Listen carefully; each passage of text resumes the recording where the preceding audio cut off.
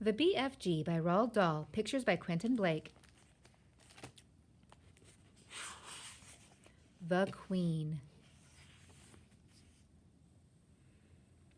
But that's exactly what I did dream, the Queen cried out. I dreamed that as well. I dreamed there would be a little girl sitting on my windowsill in her nightie, and she would talk to me. The maid, with her hands clasped across her starched white bosom, was staring at her mistress with a look of absolute disbelief on her face. The situation was getting beyond her.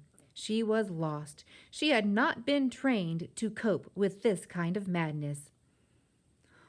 "Are you real?" the Queen said to Sophie. Yes, Your Majesty," Sophie murmured. "What is your name?" "Sophie, Your Majesty." "And how did you get up onto my windowsill?" "No, don't answer that. Hang on a moment. I dreamed that part of it too. I dreamed that a giant put you there." "He did, Your Majesty," Sophie said. The maid gave a howl of anguish and clasped her hands over her face. "Control yourself, Mary," the Queen said sharply. Then to Sophie she said, "You are not serious about the giant, are you?" "Oh, yes, Your Majesty. He's out there in the garden now." "Is he indeed?" the Queen said. The sheer absurdity of it all was helping her to regain her composure. "So he's in the garden, is he?" she said, smiling a little. "He is a good giant, Your Majesty," Sophie said. "You need not be frightened of him." "I'm delighted to hear it," said the Queen, still smiling. "He is my best friend, Your Majesty." "How nice," the Queen said. "He's a lovely giant, Your Majesty." "I'm quite sure he is," the Queen said. "But why have you and this giant come to see me?" "I think you have dreamed that part of it too, Your Majesty," Sophie said calmly. That pulled the Queen up short. It took the smile right off her face. She certainly had dreamed that part of it. She was remembering now how, at the end of her dream, it had said that a little girl and a big friendly giant would come and show her how to find the 9 horrible man-eating giants. But be careful, the Queen told herself. Keep very calm, because this is surely not very far from the place where madness begins. "You did dream that, didn't you, Your Majesty?" Sophie said. The maid was out of it now. She just stood there goggling. "Yes," the Queen murmured. "Yes, now you come to mention it, I did. But how do you know what I dreamed?" "Oh, that's a long story, Your Majesty," Sophie said. "Would you like me to call the big friendly giant?" The Queen looked at the child. The child looked straight back at the Queen, her face open and quite serious. The Queen simply didn't know what to make of it. "Is someone pulling my leg?" she wondered. "Shall I call him for you?" Sophie went on. "You'll like him very much." The Queen took a deep breath. She was glad. No one except her faithful old Mary was here to see what was going on. "Very well," she said.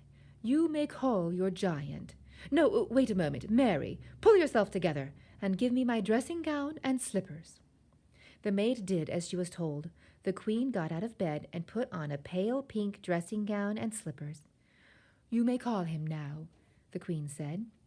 Sophie turned her head toward the garden and called out, "BFG, Her Majesty the Queen would like to see you." The Queen crossed over to the window and stood beside Sophie. "Come down off that ledge," she said. "You're going to fall backwards any moment." Sophie jumped down into the room and stood beside the Queen at the open window. Mary, the maid, stood behind them.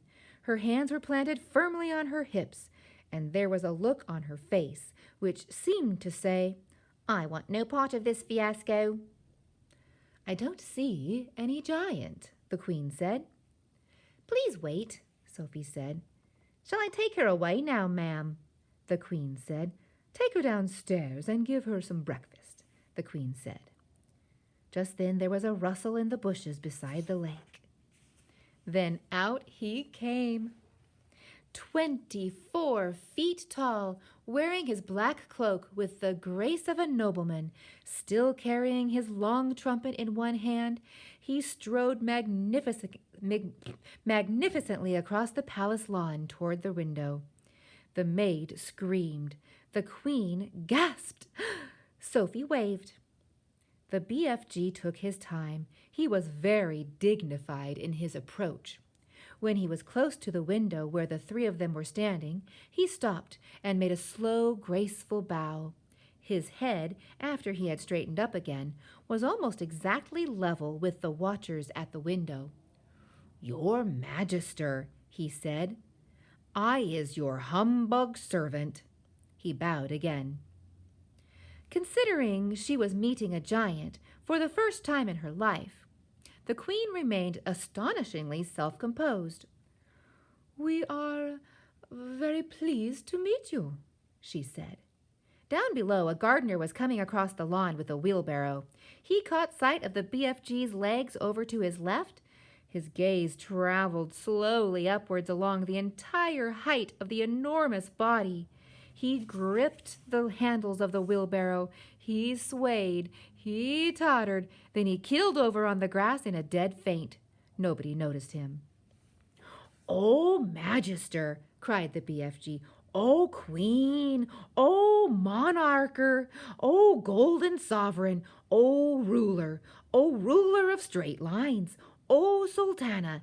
I has come here with my little friend Sophie to give you The BFG hesitated, searching for the right word. "To give me a what?" the queen asked. "Assistance," the BFG said, beaming. The queen looked puzzled. He sometimes speaks a bit funny, Your Majesty," Sophie said. "He never went to school." "Then we must send him to school," the queen said. "We have some very good schools in this country." "I has great secrets to tell your Magister," the BFG said. "I should be delighted to hear them," the queen said, "but not in my dressing gown." "Shall you wish to get dressed, ma'am?" the queen said. "Have either of you had breakfast?" the queen said. "Oh, could we?" Sophie cried. "Oh, please, I haven't eaten a thing since yesterday." "I was about to have mine," the queen said, but Mary dropped it. The maid gulped. "I imagine we have more food in the palace," the queen said, speaking to the BFG. "Perhaps you and your little friend would care to join me." "Will it be repulsant snozcumbers, Magister?" the BFG asked. "Will it be what?" the queen said. Stinky snozcumbers," the BFG said.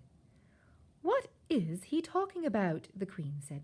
"It sounds like a rude word to me."